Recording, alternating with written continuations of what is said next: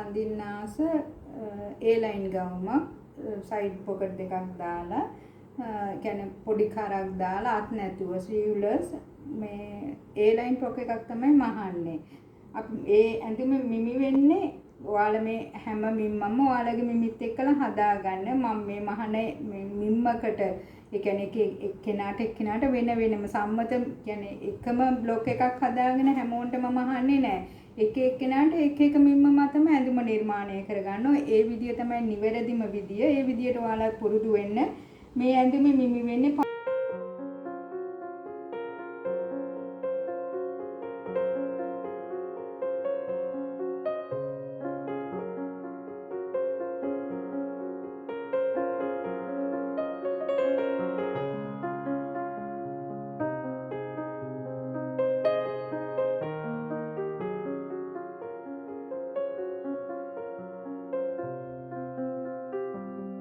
අඟල් 60 රෙද්දෙන් ඥාර දෙකක රෙදි ප්‍රමාණයක් තියෙනවා. ඒ වුණාට එච්චර රෙදි ප්‍රමාණයක් අපිට යන්නේ නැහැ. අපි ගවම මහලි වුණාට පස්සේ අපි බලමු කොච්චර රෙදි ප්‍රමාණයක් යනවද කියලා. සාමාන්‍ය ඥාර එකමාරකින් මේ මිමි මත ඒ කියන්නේ පපුව 40ක් 42ක් විතර වගේ වෙන කෙනෙකුට උකුල 40ක් 42ක් 44ක් විතර වගේ වෙන කෙනෙකුගේ ගවුමක් මහල නිම කරගන්න පුළුවන් අත් නැතුව යාර එකමාරකින් අපි බලමු මේ පිටුපසට ෂිප් එකක් දානවා. ඉස්සරහට පොඩි කරක් නිසා ඉස්සරහට ඕපන් එකක් නැහැ. පිටුපසට අපි ෂිප් එක විතරයි දාන්නේ. අපි මේ ගවුම කපා ගන්න ආකාරය බලමු. මම ෂිප් එකට මේ අහවාටේ රෙද්ද දෙකට නමලා අරගෙන තියෙන්නේ. අහවාටේ පැත්තෙන් අඟලක රෙදි ප්‍රමාණයක් මම අයින්ට කරනවා.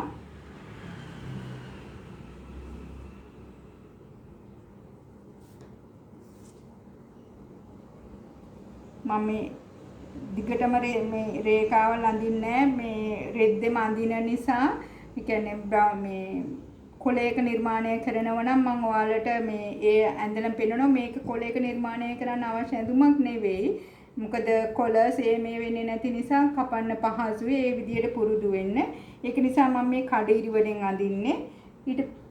ඊට පස්සේ අපි මේ රේඛාව ඉඳලා කර නිර්මාණය කරගන්නවා. කර මේ අඟල් 2.5යි පළල ඔයාලට මම මේක කියලා දීලා තියෙනවා. එතන සිට අඟල් 4ක් සටහන් කරගන්නවා.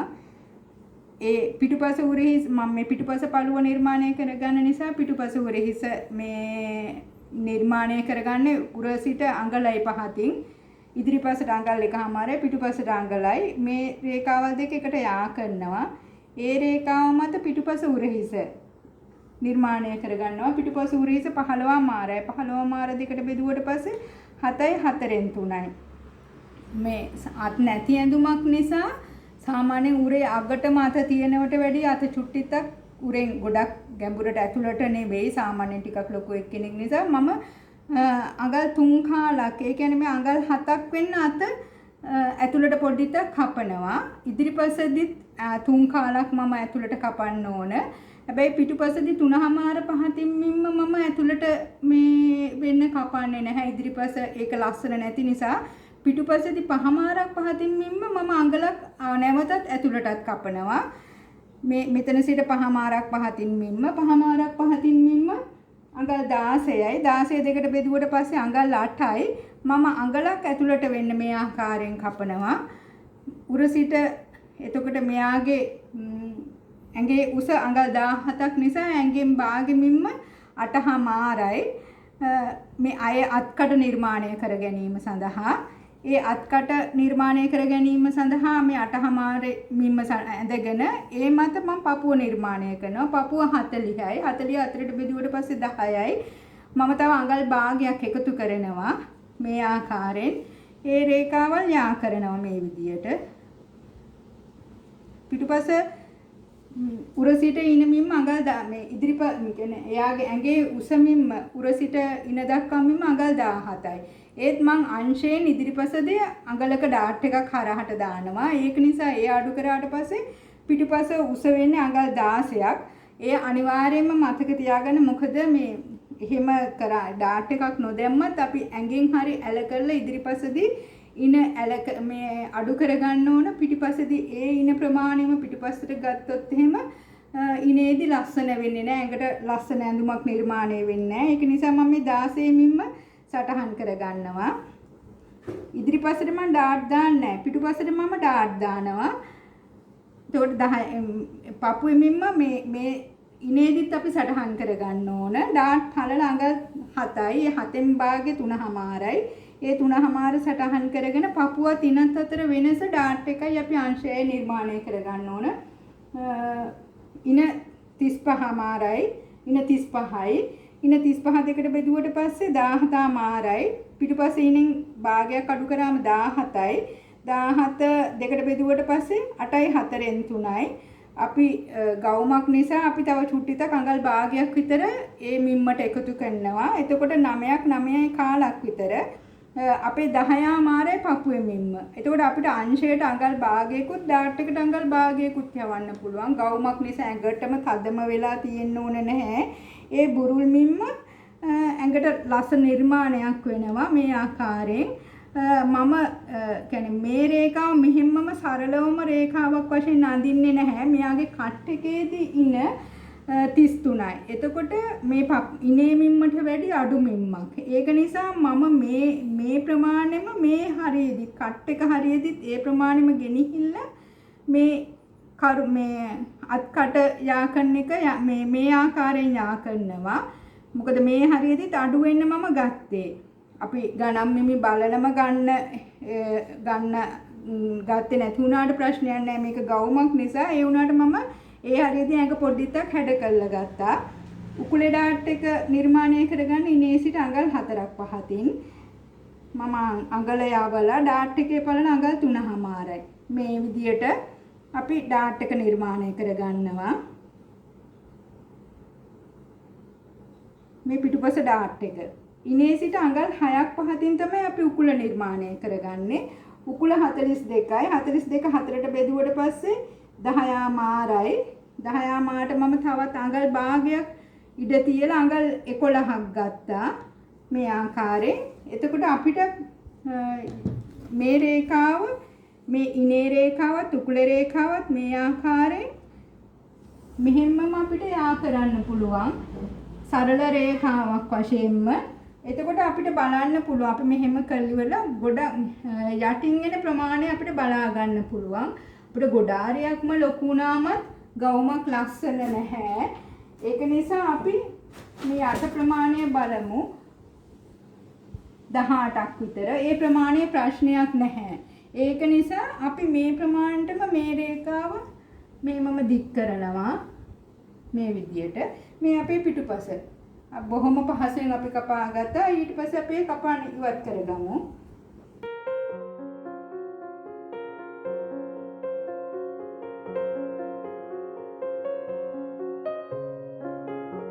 ඔයාලට පේනවා ඇති මම මේ කියන්නේ පිටුපස පළුව නිර්මාණය කරගත්තේ රෙද්දේ මැද සිට උරහිස රෙද්දේ මැදට දාලා ගවුමේ උස ප්‍රමාණය බලලා යට ප්‍රමාණය මේ පැත්තට අරගෙන ඊට පස්සේ මම ඉදිරිපස පළුව නිර්මාණය කරගන්නේ මේ උරහිස මේ පැත්තේ සිට යට මේ සාය ප්‍රමාණය මේ පැත්තට දාලා ඔයාලට ඒක මේ අවබෝධ වෙන්න ඕන නිසා මම මේ නැවතත් තිබ්බා. එතකොට අපේ රෙදි ගොඩක්ම පිරිමැහෙනවා. එතකොට කියන්නේ ඒ ලයින් එකක් නේ අපි කපන්නේ. මේ විදියට හොඳට මේ හිතට අරගෙන ඉවර වෙලා රෙදි නිර්මාණය කරගන්න. ඒකම දැන් මම පපුවේ මිම්ම 40යි. එතකොට 44ට බෙදුවට පස්සේ 10යි. මම අඟල් භාගයක ඉඩක් තිබ්බනේ ඒකට. එතකොට මම මෙතෙන්දි බලන්න ඕනේ පපුවේ මිම්ම ගන්න පුළුවන් ස්ථානය. එතකොට මගේ මෙන්න මේ ස්ථානයේදී තමයි 10 මාරේ කියන්නේ මහුම් වාසිය තියලා 10 මාරේ ඉන මේ පපුව ප්‍රමාණය ගන්න පුළුවන් වෙන්නේ මෙතන. මම එතකොට එතන සිට තමයි උඩ කොටස නිර්මාණය කරගන්න ඕන. එතකොට මගේ මේ අත් කටනේ පපුවේ මිම්මට මේ වැටෙන්නේ. ඒක නිසා මම ඊට කියන්නේ 8 මාරක් මේ එතකොට මගේ මේ පපුවේ මිම්ම වැටෙන ප්‍රමාණය උරහිසේ සිට 8 මාරක් පහතින් මිම්ම. මම මෙතන සිට තමයි එතකොට ඇඳුම නිර්මාණය කරගන්න ඕන. ඔයාලට ඒක තේරෙනවා ඇති. මම මෙතන ඉඳලා නිර්මාණය කරන්න බෑ. එහෙම වුණොත් මගේ කිහිල්ලට මේ රෙදි ප්‍රමාණවල් මදි වෙනවා. මේ එයා හොඳට මේ හිතට ගන්න. දැන් මම මෙතන සිට නිර්මාණය කරනවා. කර අඟල් 2මාරයි. එතන සිට අඟල් 4යි. එතනින් මේ ඒ මිම්මේ සිට පහතට අඟල් 1මාරයි. මේ රේඛාවල් යා කරලා ඉදිරි උරහිස ලකුණු කරගන්නවා. ඉදිරි උරහිස 14යි. ඉදිරි උරහිස 14යි. අපි අඟල් 3 කාලක් පිටිපස්සේ උරහිසෙන් අඩු කරා. ඒ ප්‍රමාණය අපි මෙතෙන්දිත් අඩු කරන්න ඕන. මේ 14 මිම්මේ සිට අඟල් 3 කාලක් මේ ආකාරයෙන් අඩු කරන්න ඕන.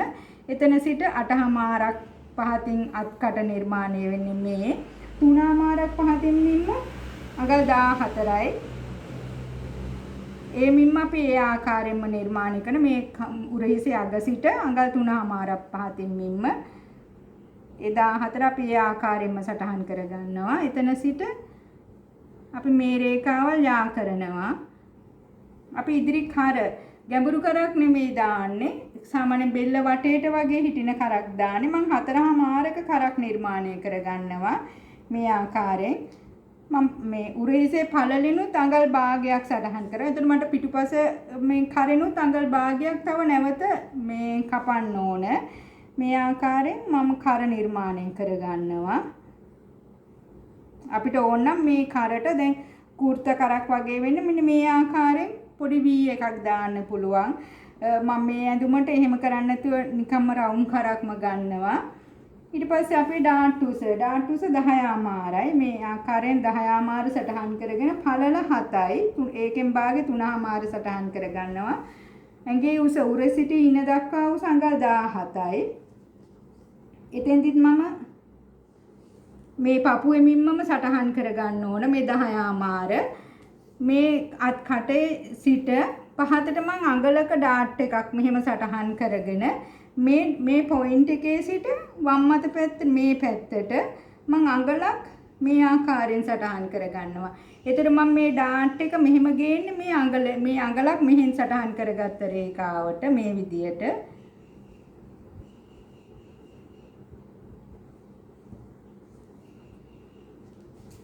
ඉනේ මිම්ම අඟල් 35යි. 35 හතරට බෙදුවට පස්සේ 8යි 3 කාලයිනේ. 8යි 3 කාල අපි ඒ ආකාරයෙන්ම ගන්නෙ නැතුව පොඩ්ඩක් අපි ඉඩ තියෙන ඉන ගන්නෙ. එතකොට මේ 9යි කාලකට විතර මම ඉන සටහන් කරගන්නවා.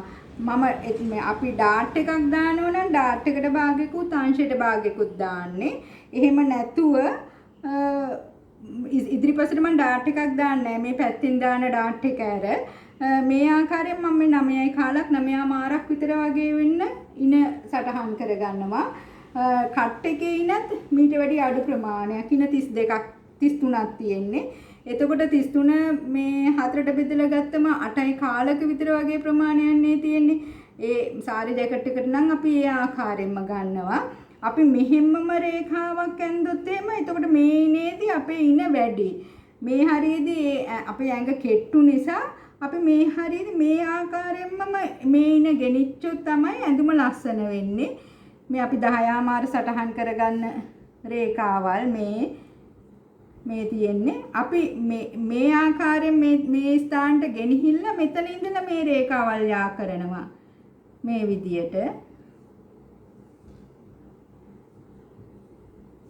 ඔයාලට ඒක තේරෙන්නේ නැති.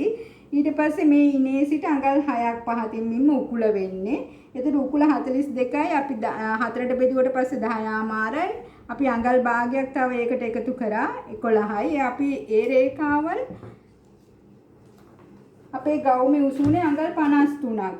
අපි මේ 53 දක්වා අපි මේ රේඛාව යා කරන්න ඕන.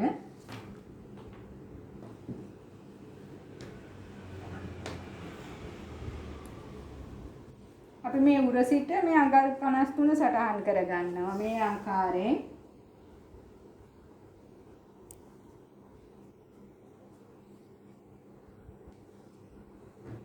එතන මේ ඉනේ රේඛාවත් උකුල රේඛාවත් අපි යා කරනවා.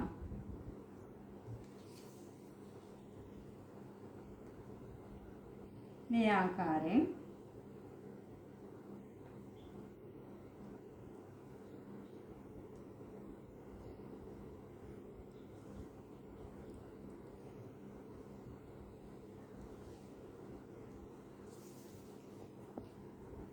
අපිට ඉදිරිපසත් ආවේ අඟල් 18කට විතර ආසන්න ප්‍රමාණයක්. අපි මේ අඟල් 4ක් 5කින් ඉනේ සිට අඟල් 4ක් 5කින් මම පොකට් එකක් දානවා මේ ඇඳුමට. එතකොට මේ පොකට් එකේ මේ විවරය වෙන්නේ මේ අඟල් 4ක් විතර. මේ ආකාරයෙන් මේ විදියට එන්නේ මම පොකට් එකක් දානවා. මේ හැඩතලේනේ ඇතුලෙන් දාන්නේ. මම ඔයාලට පොකට් එකක් අල්ලන ආකාරය කියලා දීලා තියෙනවා. මේ හැඩතලයට අපි පොකට් එකක් කපා ගන්න ඕන පොකට් දෙකක්. මෙච්චර තමයි. ඊට පස්සේ අපි මේ උඩ කොටසත් කපා ගන්න ආකාරය බලමු. මේ ඇතුල් පැත්තේ අපි මේ මොකද අත් නැති ඇඳුමක් නිසා මම මේකෙන්මම කියන්නේ කොටසක් කපන්නේ අනිත් පැත්තට ගහලා මහන්න. ඒත් අපි බලාගමු.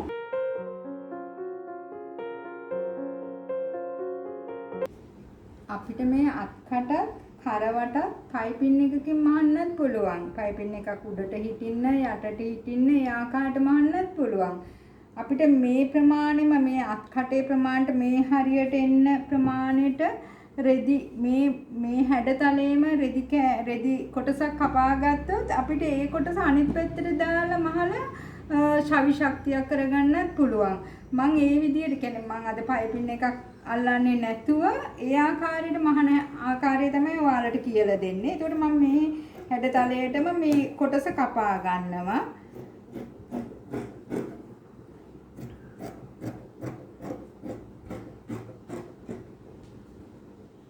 මම ඒ කීල්ලේ සිට අඟලක් විතර වගේ ප්‍රමාණයට තමයි කපා ගන්නෙ.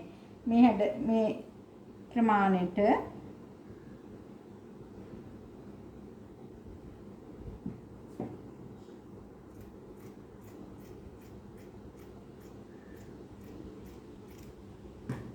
ඒ ආකාරයෙන් මම ඉදිරිපස කොටසත් කපා ගන්නවා. ඊට පස්සේ මම පොකට් එකක් ඔයාලට කිව්වනේ මම මේ සයිඩ් පොකට් එකක් දානවා කියලා මෙන්න මේ ආකාරයට. ඒ කියන්නේ මම මේ ඇඳගත්ත මේ හැඩතලේ ඒ ආකාරයට මම මේ පොකට් දෙකකුත් කපා ගත්තා. මේ ආකාරයට. එතකොට මම මේක තියලම කන පිට පැත්තට ඒක අල්ලලා ඒක රෙද්ද මත තියලම මේ ආකාරයෙන් මහනවා. ඔයාලා මේ විදියවල් මේකත් බලා ගන්න. මේ ආකාරයටම මේ ඉදිරිපස කරත් කපාගෙන අපි මහන ආකාරය බලමු. අපි පළමුවෙන්ම ඉදිරිපස කර උඩ කොටස නිර්මාණය කරගමු. මම කපාගත්ත කොටස වාටිය මහගත්තා. ඊට පස්සේ මේ ආකාරයෙන් ඉදිරිපස පළුව දිග ඇරලා හොඳ පිටවල් දෙක ඇතුල් පැත්තට තියලා මේ ආකාරයෙන් නිවැරදිව තියාගෙන මේ අත්කටත් මේ උරහිස නැතුව ඊට පස්සේ මේ කරවටත් ඉදිරි අනිත් පස්සේ අත්කටත් අපි අඟල් භාගෙ මැහුම් වාසි මත මහගෙන යනවා.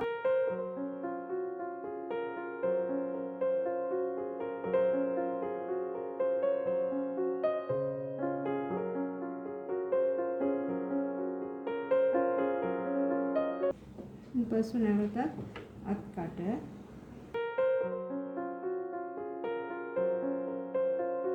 අපි මේ මැහුම් නොකැපෙනසේ මොකද මේ හැම තැනම කවාකාරයි. අපි මේ කට් එකක් දා ගන්නවා.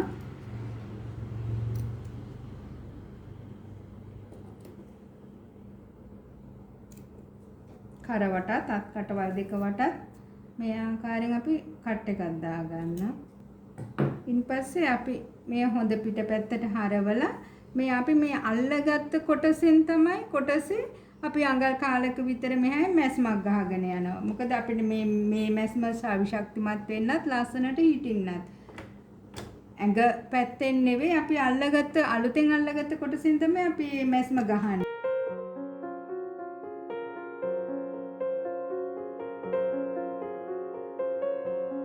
ඊට පස්සේ මේ ආකාරයෙන්ම තමයි පිටුපස කොටසත් මහන්නේ. මේ ආකාරයට පිටුපස කොටසත් මහගමු.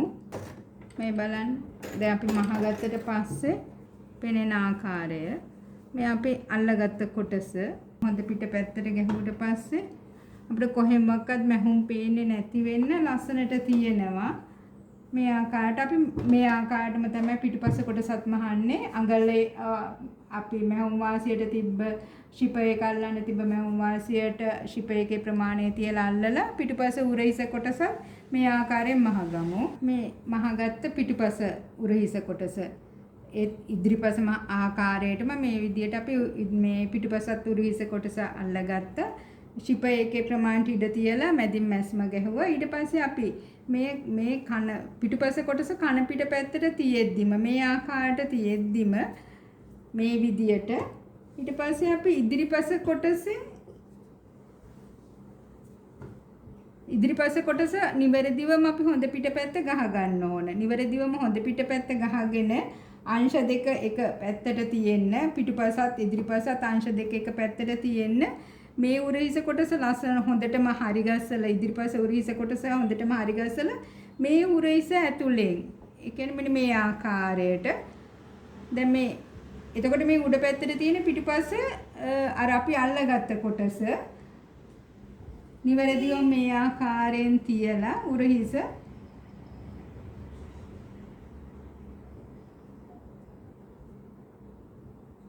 අපි නිවැරදිවම කපාන තියෙන නිසා නිවැරදිවම එනවා ඒ ප්‍රමාණවල් මේ විදියට.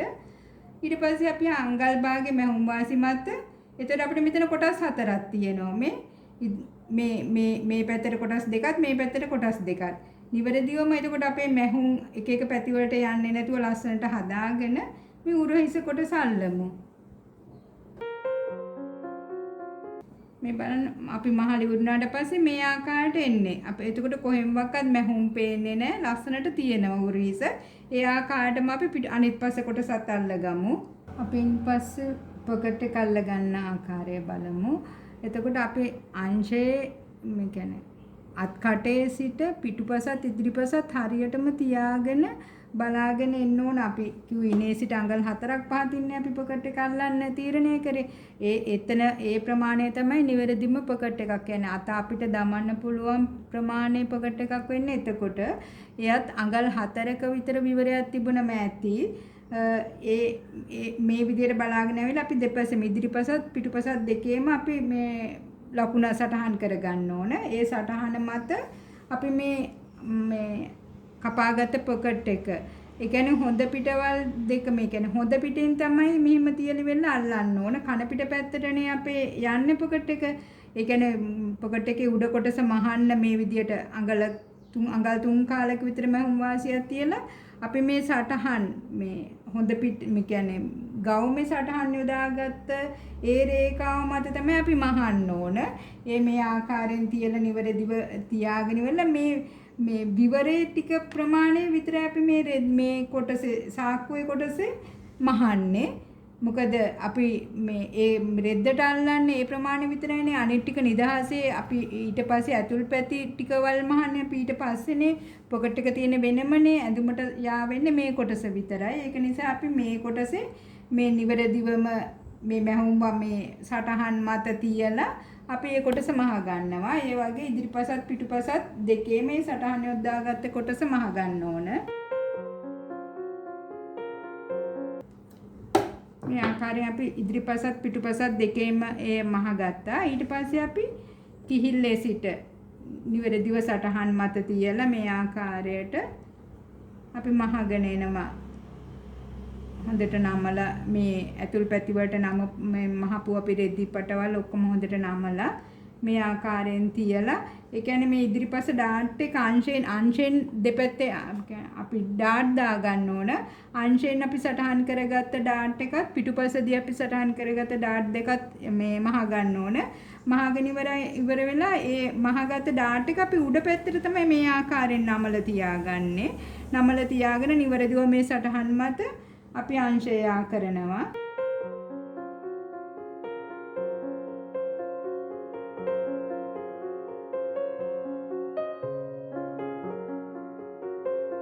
මේ පොකට් එකේ අපි මේ කට් කරගත්ත ස්ථානයට විතරයි මෙතෙන්දි මහන්නේ. මහලා අපි මෙහෙම සාද වෙන මැස්මක් ගහලා ඊට පස්සේ ඒ ටික අපි අත්හරිනවා. අපෝ නැවත අපි මහන්නේ.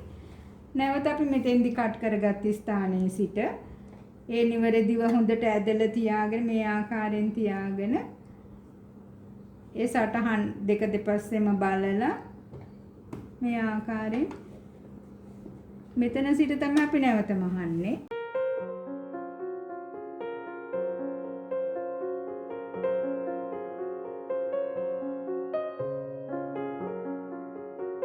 අපි ඊට පස්සේ මේ පොකට් දෙකේ අපි අත දමන කොටස විතරයි දෙපස්සේ මේ ඉදිරිපසත් පිටුපසත් අල්ලග පළු දෙකට අල්ලගත්තේ. ඊට පස්සේ අපි මේ කොටසත් මේ යට කොටසත් මහලා අපිට මේ කොටස ඕනනම් අපිට ගවුමටම මෙහෙම ගවුම මැස්මටම ආපහු මහන්න පුළුවන්. පළමුවෙන් අපි මේ කොටස් දෙක ඉස්සෙල්ලා මහ ගන්න ඕන. පොකට් එකේ මේ උඩ කොටසත් යට කොටසත් මම මහගත්තා මේ ආකාරයෙන්. එතකොට අපේ මැහුම් ගවුමට වැදිලා තියෙන්නේ මේ අඟල් 4 ප්‍රමාණය විතරයි. මේ පට දෙකට වැදිලා ඊට පස්සේ එතෙන්ට එනතුරුම අපි අංශයේ මැස්ම ගෙනල්ලා තියෙන මෙතන මේ කට් එක ගාවට එනතුරු ආපහු නැවත මේ කට් එකේ ගාව ඉඳලා මහගෙන ගිහිල්ලා තියෙන්නේ. ඒතර අපිට මේ විවරය ඕන නම් මේ පොකට් එකේ විවරය මේ ආකාරයෙන්ම මහන්නත් පුළුවන්. නැත්නම් මොකද අපි ගවුමේ හැඩතලයටම කපාගත්ත නිසා මේ විදියට මේ කට් එකේ ඉඳලා නැවතත් මේ මැස්ම දිගේම ගෙනල්ලා මේ පොකට් එක ගවුමටම අල්ලන්නත් පුළුවන්. මම ඒ ආකාරයෙන් ගවුමට අල්ලනවා. ඊට පස්සේ අපිට තියෙන්නේ ගවුමේ සාය මේ වාටිය මහන්න. අපි ගවුම වාටිය මහන්න ඉස්සෙල්ලා අංශයේ දෙපැත්ත හරියට නිවැරදිවම තියලා අංශය දෙකම මේ ආකාරයෙන් තියලා ඉවර වෙලා ගවුම අංශය දෙක මේ ආකාරයෙන්ම ගෙනල්ලා හරියට කිහිල්ලේ සිට මේ ආකාරයෙන් ගෙනල්ලා වාටිය සමය හරියටම තියේද කියලා බලනවා. මේ ආකාරයට අපි මේ අගිස්සෙන් මේ අංශයේ පැත්තේ මේ තියමේ හරියට කියන්නේ කෑලි හතරම අපිට නිවැරදි වෙන්නේ නැහැ බොහෝ දුරට. මේ ආකාරයට නිකන් වෙනස් වෙනවා. අපි කොහොමත් අංශයේ පැත්තෙන් පොඩි අඟල් භාගයක විතර හැඩතලයක් මේ ආකාරයෙන් අපි කපනවා.